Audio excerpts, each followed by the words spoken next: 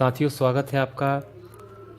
आज हम बात करेंगे भारत के 10 ऐसे रहस्यमय स्थान, बातें और व्यक्तियों की जो वाकई में विज्ञान के सामने एक ऐसा प्रश्न चिन्ह लगाते हैं जिसके बारे में विज्ञान कुछ नहीं कह सकता।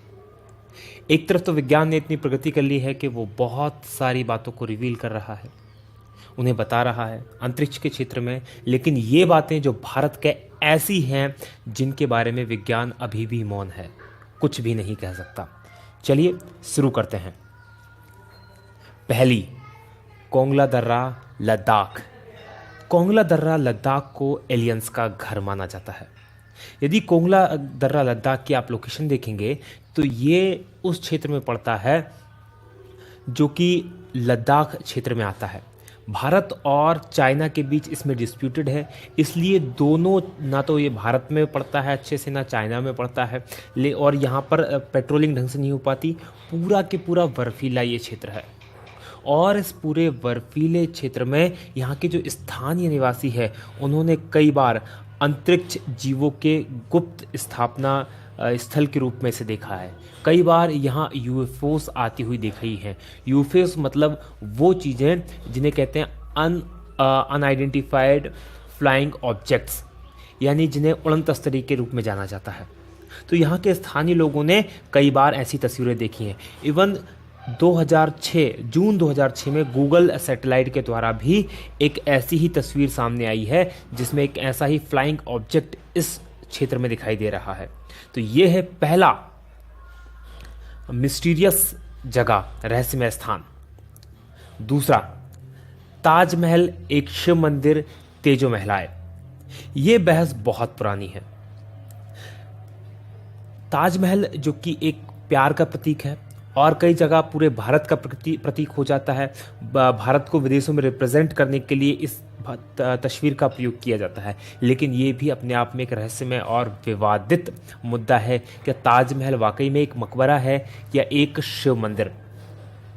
अगर इसकी जांच पड़ताल करें तो दिल्ली के एक प्रोफेसर थे, PN ओक, पुष्पेंद्र नागेश ओक, जो कि साथ में इतिहासकार भी थे। उन्होंने एक पुस्तक लिखी, the Taj Mahal is a temple palace. उन्होंने इसमें बताया कि ये जो ताजमहल है, ये जो इमारत है, ये जयपुर के राजा जयसिंह के अधीन थी, जिसको शाहजहां ने जबरन उनसे हथिया लिया था और थोड़े से इसमें बदलाव करके मकबरे का रूप दे दिया था, और जिसके परिप्रेक्ष्य में उनके द्वारा कई प्रकार के सबूत भी दिए गए हैं।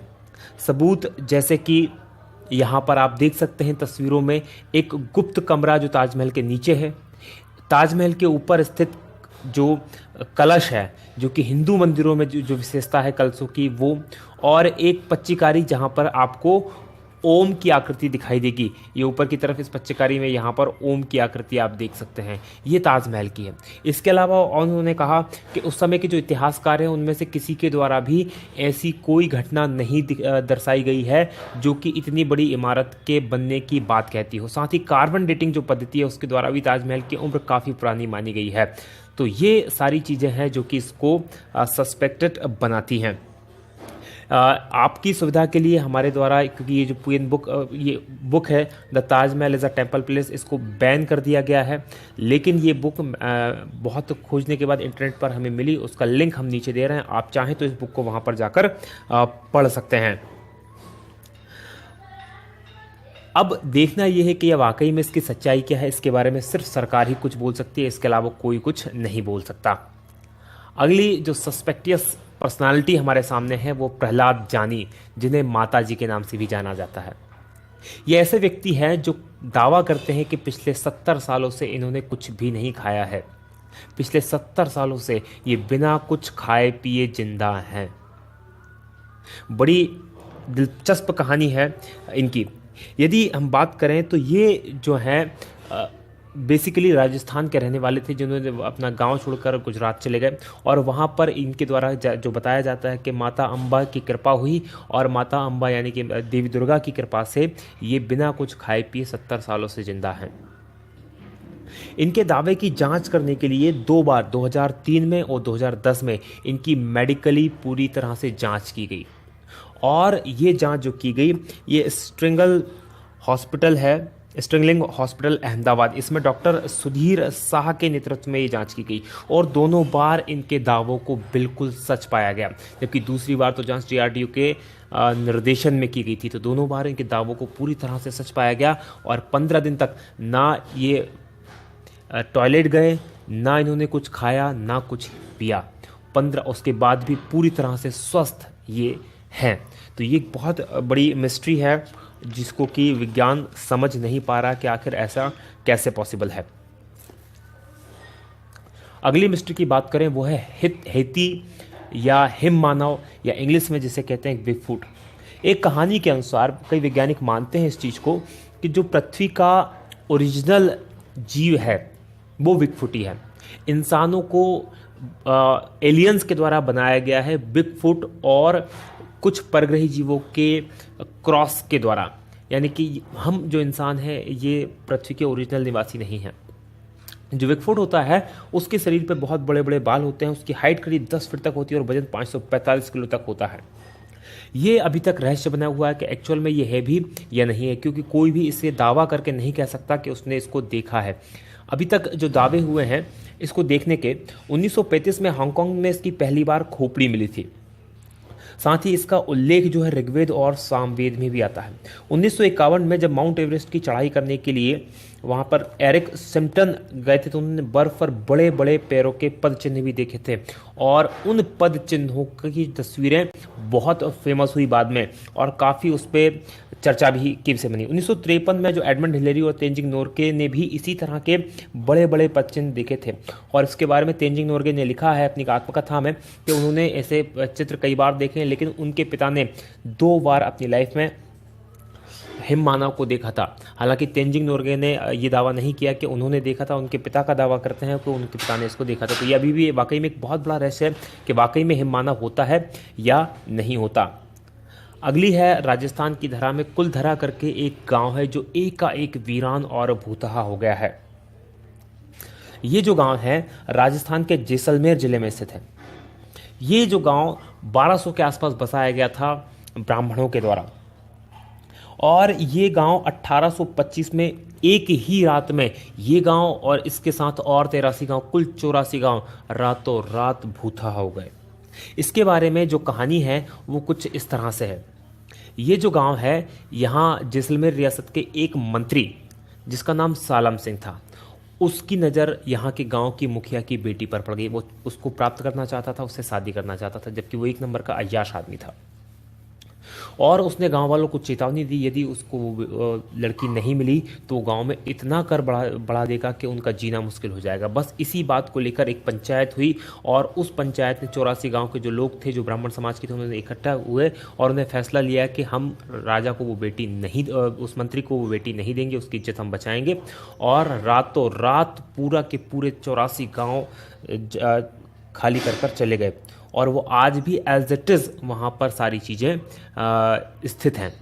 तो ये एक मिस्ट्री है कि रातों रात, और उसके बाद उनका ना तो ये पता चला कि वो कहाँ गए, ना ये पता चला कि वो कहाँ पर हैं, लेकिन जाते समय में उन्होंने इस गांव को कभी ना बसने का श्राप दिया और अभी तक ये गांव कभी भी नहीं बस पाया। 1-2 बार बीच में कुछ लोगों ने यहाँ रहने की हिम्मत की है, लेकिन उनकी भी यहाँ पर वो रह नहीं पाए, कभी भी इसको बस नहीं पाया।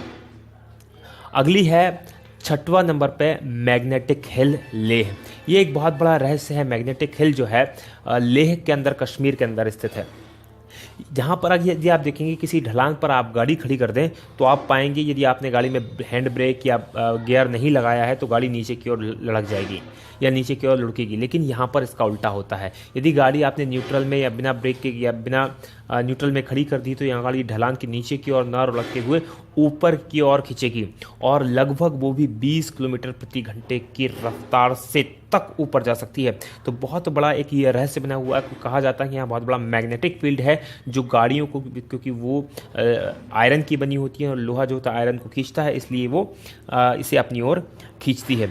तो ये भी एक बहुत बड़ा रहस्य है। आप इन सब चीज़ों को गूगल पर देख सकते हैं, इनके बारे में पढ़ सकते हैं बहुत ईजिली। जितनी भी मैं चीज़ें बता रहा हूँ सब के सब गूगल के बेस में इनके ऊपर बहुत विस्तार से लिखा हुआ, आप इसको देख सकते हैं। अगला है 7वां नंबर का जातिंगा। जातिंगा है असम में और ये है पक्षियों का आत्महत्या स्थल। यहाँ पर पक्षी आत्महत्या करते हैं और बहुत बड़ी तादाद में करते हैं, इसलिए ये एक बहुत बड़ा प्रश्न चिन्ह बना हुआ विज्ञान के लिए भी। होता क्या है, मानसून के बाद जब सितंबर और अक्टूबर के महीने में रात के समय खासकर 6 बजे से 9:30 बजे के बीच में कई पक्षी यहाँ पर क्या होते हैं, जो प्रवासी पक्षी आते हैं या स्थानीय पक्षी भी जो होते हैं, शहर में जो या गांव जिसे कहा जाए उसमें जो लाइटें लगी उनकी ओर आकर्षित होते हैं और टकराकर मर जाते हैं। और ये घटना खासकर सितंबर और अक्टूबर में ही होती है, इसलिए बहुत बड़ा रहस्य का विषय बना हुआ है। इस पर कई समय तक रिसर्च की गई, लेकिन कुछ भी समझ में नहीं आ रहा कि आखिर ऐसा क्यों होता है। अगली बात करें, 8वीं है भानगढ़ का किला। ये एक भूतहा महल है। भानगढ़ का किला राजस्थान में स्थित है। ये अजबगढ़ अलवर राजस्थान में स्थित है। यदि भानगढ़ के किले की हम बात करें तो रात में सूर्यास्त के समय यहाँ पर जाने की पूरी तरह मनाही है और इसके संबंध में भारतीय पुरातत्व सर्वेक्षण विभाग ने वहाँ पर बोर्ड भी लगाया है, क्योंकि एक संरक्षित स्थल है। ऐसा कहा जाता है कि यहाँ पर जो यहाँ की राजकुमारी थी उस राजकुमारी से एक जादूगर जो था वो प्यार करने लगा था और उस जादूगर ने उस राजकुमारी को प्राप्त करने के लिए एक काले जादू करने का प्लान बनाया, जिससे कि वो राजकुमारी को अपने वश में कर ले। राजकुमारी को उससे पहले ही उसके काले जादू के बारे में पता चल गया और उसने उस जो जादूगर था उसको मरवा दिया। और जब वो जादूगर मरा तो उससे पहले उसने उस जगह को श्राप दे दिया और आज भी यहाँ पर रात के समय कोई भी रुकने की हिम्मत नहीं करता। और कुछ लोगों ने यहाँ पर रुकने की रात में, दिन में हालांकि टूरिस्ट के लिए खुला रहता है, लेकिन रात में रुकने की कोशिश की तो वो कभी भी लौट कर वापस नहीं आए हैं। अगली जो जगह है वो है लेपाक्षी मंदिर आंध्र प्रदेश। लेपाक्षी मंदिर आंध्र प्रदेश एक बहुत ही नायाब नमूना है मंदिरों का। बहुत शानदार स्कल्पचर यहाँ बने हुए हैं। ये यहाँ पर एक हवा में झूलता खंबा यहाँ पर स्थित है। यहाँ पर क्या है, बेसिकली इस मंदिर के अंदर इसका आर्किटेक्चर या इस तरह से बनाया गया है कि यहाँ कुल 70 खंभों का ये मंदिर है और इन 70 खंभों में से एक खंभा ऐसा है जिसके नीचे जिस तरह से आप तस्वीर में देख रहे हैं, इस तरह से कपड़ा आर से पार निकाला जा सकता है और इसका रहस्य कोई नहीं जानता। माना ऐसा जाता है कि इसमें जो खासकर बाजीगरी या ट्रिक जो है इसके शिल्प में या इसके आर्किटेक्चर में उसको इस तरह से बनाया गया है कि वो खंभा जो है हवा में झूलता रहे। तो ये एक बहुत बड़ा रहस्य है कि ये आखिर कैसे होता है, अभी तक कोई भी नहीं जानता। और सबसे इंपॉर्टेंट और सबसे आखिरी है वो 10वां है कोडनी केरल में एक गांव है। यहाँ पर ये जो गांव है जुड़वा लोगों का गांव या ट्विंस टाउन कहलाता है। ये कोडनी गांव जो है ये मलप्पुरम से लगभग 15 किलोमीटर की दूरी पर 2000 लोगों का गांव है, लेकिन इन 2000 लोगों के गांव में 204 से ज़्यादा जुड़वा जोड़े हैं, मतलब कि 408 लड़के लड़की यहाँ पर जुड़वा हैं। और ये जो 204 की जनसंख्या है ये इस गांव की कुल 10% जनसंख्या है, जो कि अपने आप में एक बहुत बड़ी मिस्ट्री है कि आखिर ऐसा क्यों हो रहा है इसी गांव में, क्योंकि एक ही गांव में इतनी बड़ी संख्या में जुड़वा पैदा होना एक इत्तेफाक तो नहीं हो सकता। यहाँ के स्थानीय लोगों की माने तो 1949 से ये शुरू हुआ। 1949 से ये शुरू हुआ और ये अब तक जारी है। और यहाँ पर लगभग सभी उम्र के, ऐसा नहीं कि अभी जो बच्चे पैदा हो रहे हैं वही हैं, उससे पहले भी उम्र के ट्विंस यहाँ पर मिल जाते हैं। और इसके बारे में सबसे बड़ी बात यह है कि यहाँ पर कई बार वैज्ञानिकों की टीमें आई, उन्होंने रिसर्च की और अभी तक उसका कोई भी पता नहीं लगा पा रहे हैं कि आखिर ऐसा क्यों होता है। इवन यहाँ की कोई लड़की अगर बाहर भी शादी करती तो वहाँ भी उनको भी जुड़वा बच्चे पैदा होने की संख्या अधिक होती है, और बाहर की लड़की अगर इस गाँव में शादी करती है तो उसको भी जुड़वा बच्चे पैदा होने की ज़्यादा चांसेस होते हैं। तो ये एक बहुत बड़ी मिस्ट्री है जिसको सुलझा पाना विज्ञान के लिए अभी पॉसिबल नहीं हुआ है। आपको हमारा वीडियो कैसा लगा इसे प्लीज़ सब्सक्राइब करें। अगर आपको अच्छा लग रहा है हमारा वीडियो तो इसको लाइक करें, हमारे चैनल को सब्सक्राइब करें। इसी तरह के बहुत सारे वीडियो आप देख सकते हैं, नीचे की तरफ 3 वीडियो हैं, इनमें से भी आप जरूर देखें और हमें कमेंट करके ज़रूर बताएँ। जब तक आप इन चीज़ों को सब्सक्राइब करते हैं, लाइक करते हैं, कमेंट करते हैं, तब तक हम बनाते हैं आपके लिए दूसरे वीडियो। आप देखते रहिए। जय हिंद, जय भारत।